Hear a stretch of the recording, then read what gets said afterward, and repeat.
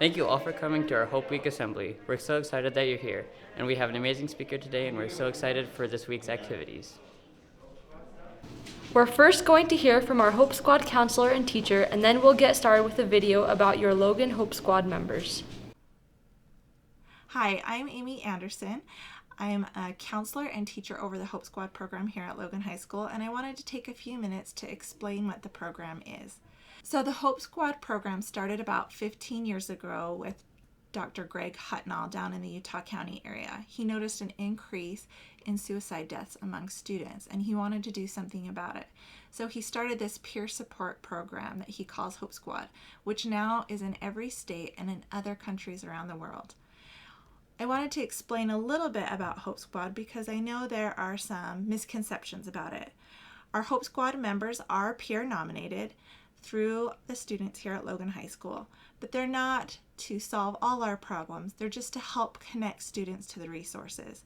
It's every student's job here at Logan High School to be the eyes and ears and to reach out to those that they know are hurting. And then they can connect with a Hope Squad member who will then help them get the resources they need to get the help that someone needs. And I really like the African proverb, it takes a village to raise a child. In Hope Squad, we believe it takes a community to save one. And we need everyone to be part of our community at Logan High School so that we can save one another. We wanted to share some results with you about our Hope Squad this current year. So far, we've had 15 referrals where we've been able to reach out and help other students get the help that we need just this school year alone.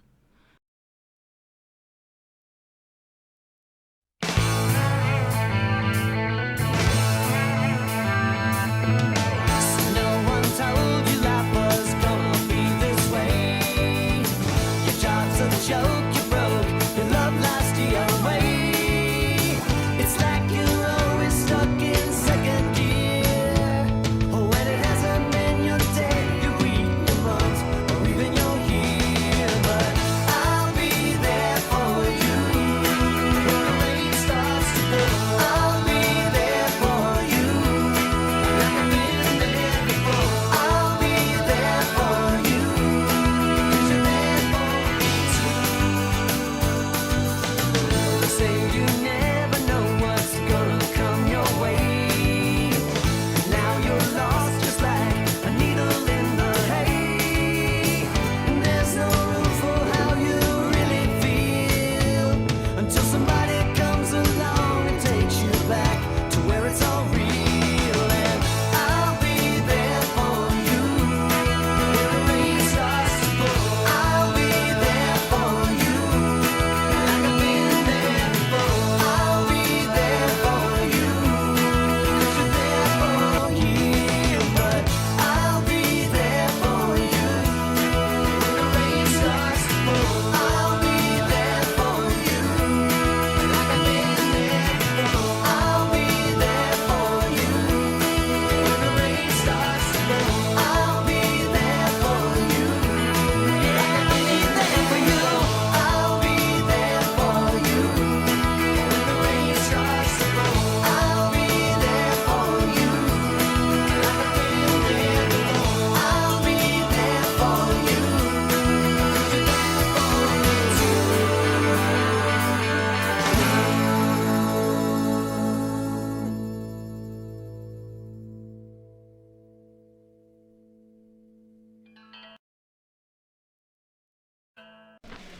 Today, our speaker is from a TED Talk on emotional first aid. His name is Guy Winch. Guy is an identical twin from London, England. He received his PhD in clinical psychology from New York University. Guy is passionate about emotional hygiene and the principles of emotional health. While he feels as a society we have a long way to go in these areas and plans to keep up his efforts in this regard. What grounds him most and what makes him grateful every day are the people he works with face to face.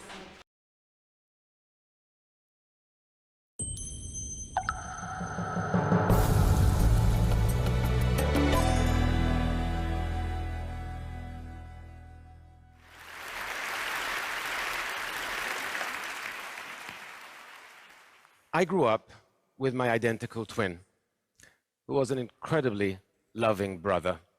Now, one thing about being a twin is it makes you an expert at spotting favoritism. If his cookie was even slightly bigger than my cookie, I had questions. And clearly, I wasn't starving. When I became a psychologist, I began to notice favoritism of a different kind. And that is how much more we value the body than we do the mind. I spent 9 years at university earning my doctorate in psychology, and I can't tell you how many people look at my business card and say, "Oh, a psychologist, so not a real doctor." As if it should say that on my card.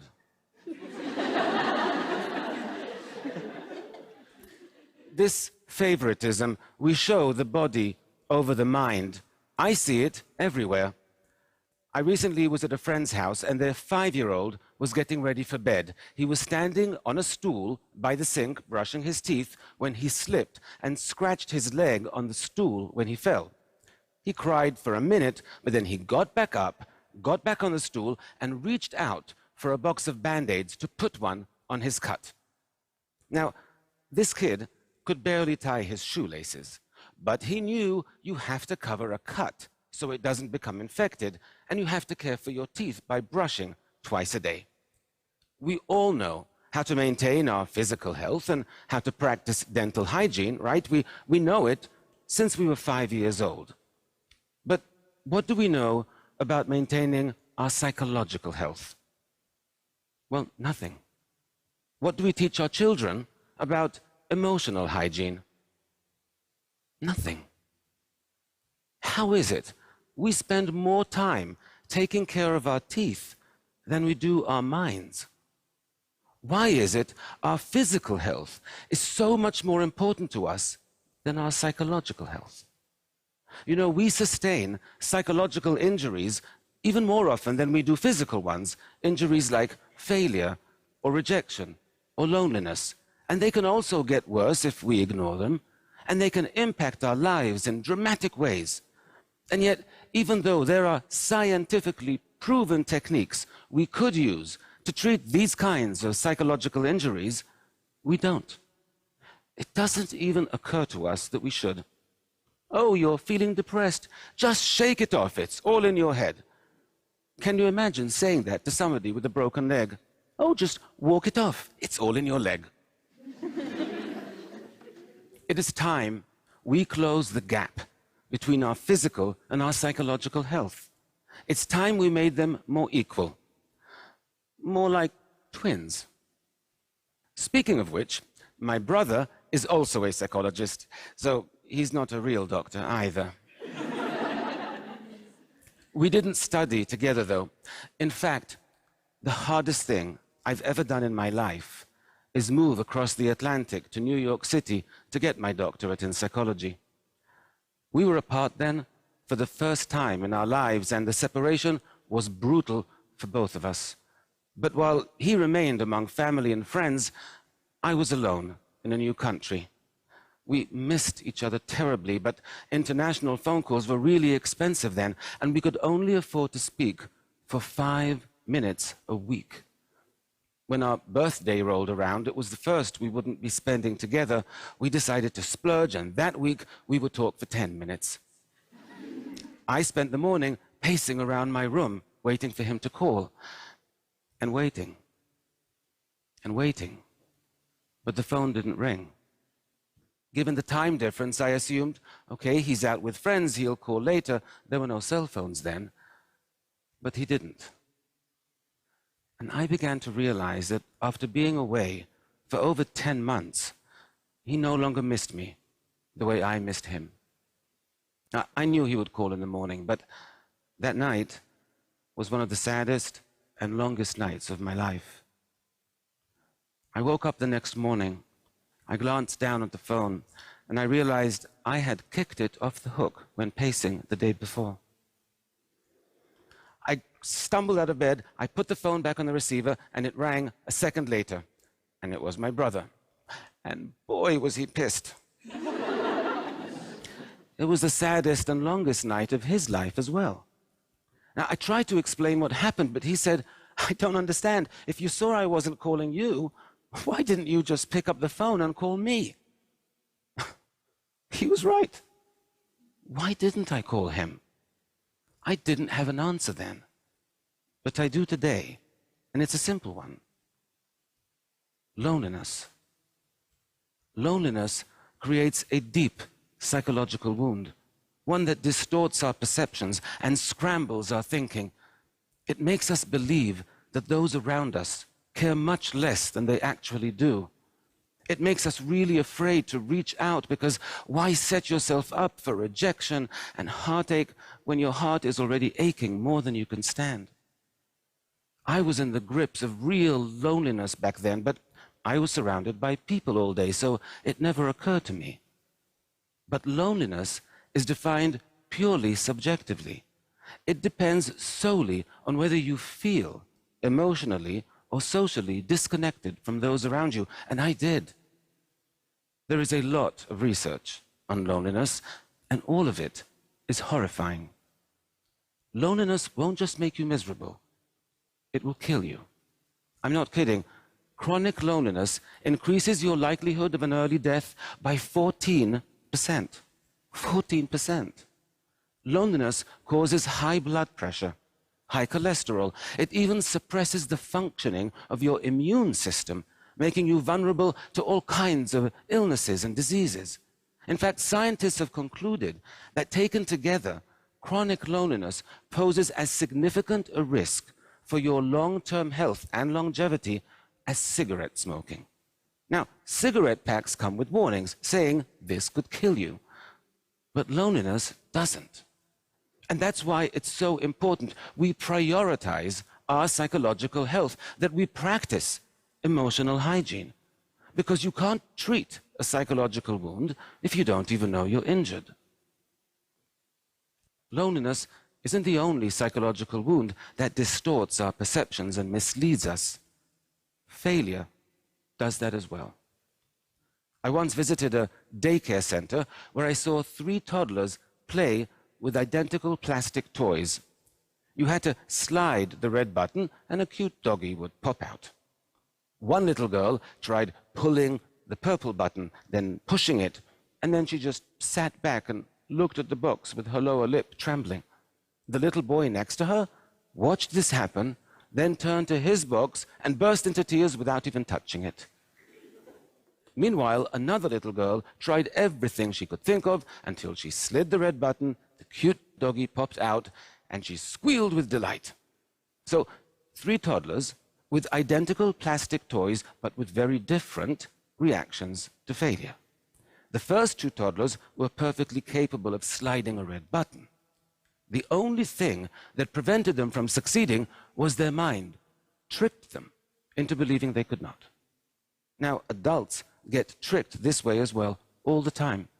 In fact, we all have a default set of feelings and beliefs that gets triggered whenever we encounter frustrations and setbacks. Are you aware of how your mind reacts to failure? You need to be.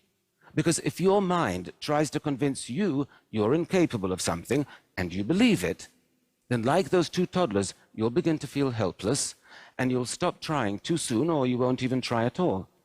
And then you'll be even more convinced you can't succeed. You see, that's why so many people function below their actual potential. Because somewhere along the way, sometimes a single failure convinced them that they couldn't succeed, and they believed it. Once we become convinced of something, it's very difficult to change our mind. I learned that lesson the hard way when I was a teenager with my brother. We were driving with friends down a dark road at night when a police car stopped us. There had been a robbery in the area and they were looking for suspects. The officer approached the car and he shined his flashlight on the driver, then on my brother in the front seat, and then on me, and his eyes opened wide and he said, "Where have I seen your face before?" And I said, "In the front seat." But that made no sense to him whatsoever, so now he thought I was on drugs. So he drags me out of the car, he searches me, He marches me over to the police car, and only when he verified I don't have a police record could I show him I had a twin in the front seat. But even as we were driving away, you could see by the look on his face, he was convinced that I was getting away with something. Our mind is hard to change once we become convinced. So it might be very natural to feel demoralized and defeated after you fail, but you cannot allow yourself to become convinced you can't succeed. You have to fight feelings of helplessness. You have to gain control over the situation. And you have to break this kind of negative cycle before it begins. Our minds and our feelings, they're not the trustworthy friends we thought they were. They're more like a really moody friend who can be totally supportive one minute and really unpleasant the next. I once worked with this woman who, after 20 years of marriage and an extremely ugly divorce, was finally ready for her first date. She had met this guy online, and he seemed nice, and he seemed successful, and most importantly, he seemed really into her. So she was very excited. She bought a new dress, and they met at an upscale New York City bar for a drink. 10 minutes into the date, the man stands up and says, "I'm not interested," and walks out. Rejection is extremely painful. The woman was so hurt she couldn't move. All she could do was call a friend. And here's what the friend said. "Well, what do you expect? You have big hips, you have nothing interesting to say. Why would a handsome, successful man like that ever go out with a loser like you?" Shocking, right, that a friend can be so cruel. But it would be much less shocking if I told you it wasn't the friend who said that. It's what the woman said to herself. And that's something we all do, especially after a rejection. We all start thinking of all our faults and all our shortcomings, what we wish we were, what we wish we weren't. We call ourselves names, maybe not as harshly, but we all do it. And it's interesting that we do, because our self-esteem is already hurting. Why would we want to go and damage it even further? Right? We wouldn't make a physical injury worse on purpose. You wouldn't get a cut on your arm and decide, "Oh, I know, I'm going to take a knife and see how much deeper I can make it." But we do that with psychological injuries all the time. Why? Because of poor emotional hygiene. Because we don't prioritize our psychological health. We know from dozens of studies that when your self-esteem is lower, you are more vulnerable to stress and to anxiety, that failures and rejections hurt more, and it takes longer to recover from them. So when you get rejected, the first thing you should be doing is to revive your self-esteem, not join Fight Club and beat it into a pulp. When you're in emotional pain, treat yourself with the same compassion you would expect from a truly good friend. We have to catch our unhealthy psychological habits and change them. And one of the unhealthiest and most common is called rumination. To ruminate means to chew over. It's when your boss yells at you, or your professor makes you feel stupid in class, or you have a big fight with a friend, and you just can't stop replaying the scene in your head for days, sometimes for weeks on end. Now, ruminating about upsetting events in this way can easily become a habit, and it's a very costly one. Because by spending so much time focused on upsetting and negative thoughts, you are actually putting yourself at significant risk for developing clinical depression, alcoholism, eating disorders, and even cardiovascular disease. The problem is, the urge to ruminate can feel really strong and really important, so it's a difficult habit to stop. I know this for a fact, because a little over a year ago, I developed the habit myself. You see, my twin brother was diagnosed with stage 3 non-Hodgkin's lymphoma. His cancer was extremely aggressive. He had visible tumors all over his body. And he had to start a harsh course of chemotherapy. And I couldn't stop thinking about what he was going through. I couldn't stop thinking about how much he was suffering. Even though he never complained, not once. He had this incredibly positive attitude. His psychological health was amazing. I was physically healthy, but psychologically I was a mess. But I knew what to do. Studies tell us that even a 2-minute distraction is sufficient to break the urge to ruminate in that moment. And so each time I had a worrying, upsetting, negative thought, I forced myself to concentrate on something else until the urge passed. And within 1 week, my whole outlook changed and became more positive and more hopeful. 9 weeks after he started chemotherapy, my brother had a CAT scan, and I was by his side when he got the results. All the tumors were gone. He still had 3 more rounds of chemotherapy to go, but we knew he would recover. This picture was taken 2 weeks ago. By taking action when you're lonely, by changing your responses to failure, by protecting your self-esteem, by battling negative thinking, you won't just heal your psychological wounds. You will build emotional resilience. You will thrive. You know, 100 years ago, people began practicing personal hygiene, and life expectancy rates rose by over 50% in just a matter of decades. I believe our quality of life could rise just as dramatically if we all began practicing emotional hygiene. Can you imagine what the world would be like if everyone was psychologically healthier? If there were less loneliness and less depression? If people knew how to overcome failure? If they felt better about themselves and more empowered? If they were happier and more fulfilled? I can, because that's the world I want to live in. And that's the world my brother wants to live in as well. And if you just become informed and change a few simple habits, well, that's the world we can all live in. Thank you very much.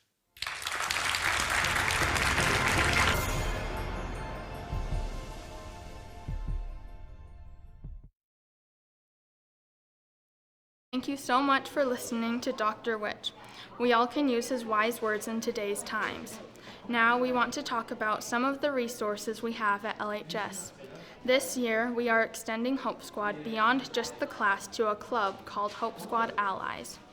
While we strongly believe Hope Squad is important, we also know we can't do it on our own and would love for you to join us. Every member is QPR trained. QPR is nationally credit certification and is like CPR for the mind. And it trains those who take the class on warning signs to look for those with mental illness and suicidal thoughts. But most importantly, it trains those taking the class and what to do once they recognize someone with those signs. If you are interested to join in Hope Squad Allies, please get more information and a parent permission slip from the counseling department. We also have some amazing advisors: Amy Anderson, Melissa Syrian, Mike Mudrow, Mikkel Reed, Mary Morgan, and Jen Swenson. If you ever need to talk and be connected to resources, please reach out to any Hope Squad member or advisor. Logan High also has an amazing counseling team, social work, and psychology interns. We also have access to community resources and, as always, Safe UT. Let's now watch a video explaining the Safe UT app. This app is your resource for when you don't feel comfortable talking to someone in person.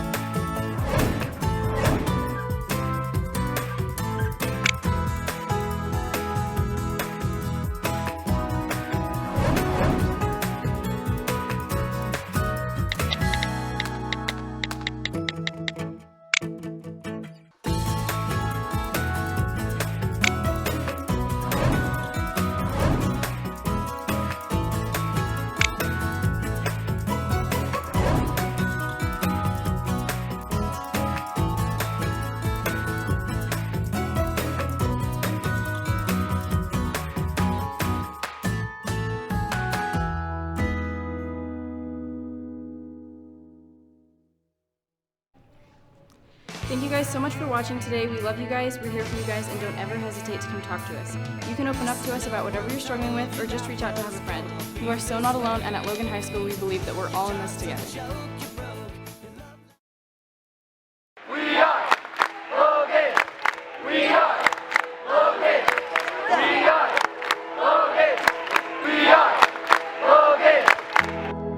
We are Logan. We are freshmen, sophomores, juniors, and seniors. We are athletes, artists, thespians, musicians, creators. We are unique, but we are not alone. When the snow starts to fall and you're buried down beneath it all, when the light fades away, if you lose your breath and the words to say,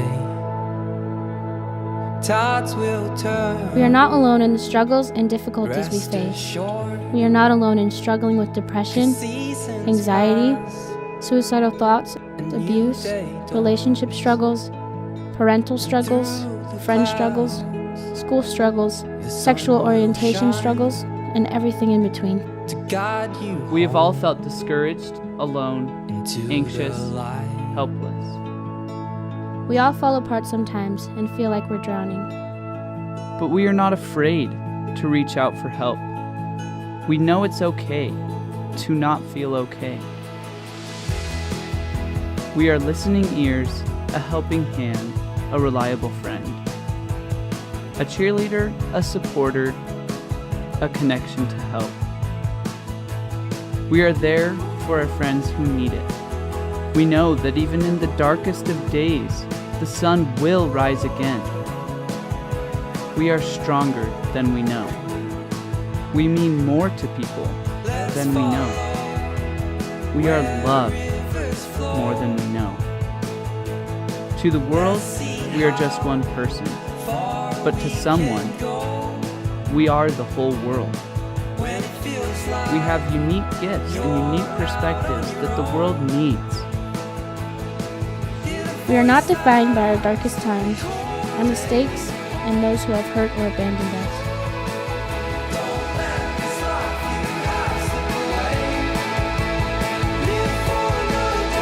We know that better days are ahead if we only hold on. We are enough. We need you. You matter, You are appreciated. and you are wanted. We are Logan, but not without you. We need you.